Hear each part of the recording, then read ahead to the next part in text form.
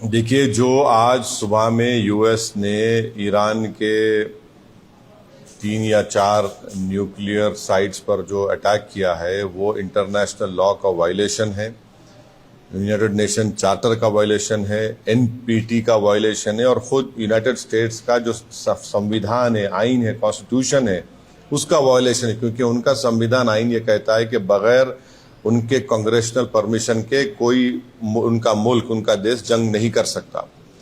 पांचवी बात यह है कि ये हमला करके यूनाइटेड स्टेट्स ने गजा में जो फलस्तीनियों का एथनिक क्लेंसिंग हो रहा है, जेनोसाइड हो रहा है, उसको कवर अप कर रहे हैं।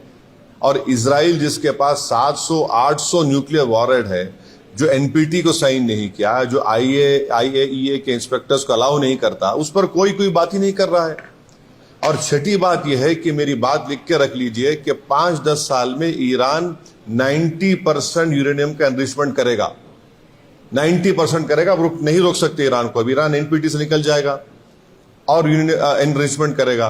और साथ ही साथ उसका यह असर होगा आज की बॉम्बिंग के बाद कि जितने उस देश में, जितने अरब ममालिक बोलिए, मुस्लिम कंट्रीज बोलिए, जो उस खित्ते में है, वो सब लोग अब फैसला करेंगे कि हमको इजराइल के ब्लैकमेलिंग से, इजराइल की हेजेमनी से बचने के लिए हमको अब न्यूक्लियर वेपन्स बनाना पड़ेगा। वो भी आप नहीं रोक पाएंगे।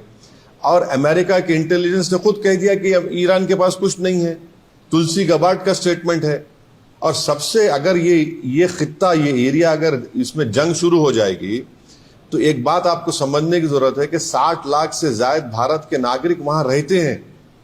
हमारे इंडियन कंपनीज का इन्वेस्टमेंट है वहां पर। वहां से हमारे नागरिक भारत को बहुत बड़ा फॉरेन एक्सचेंज भी जाते हैं।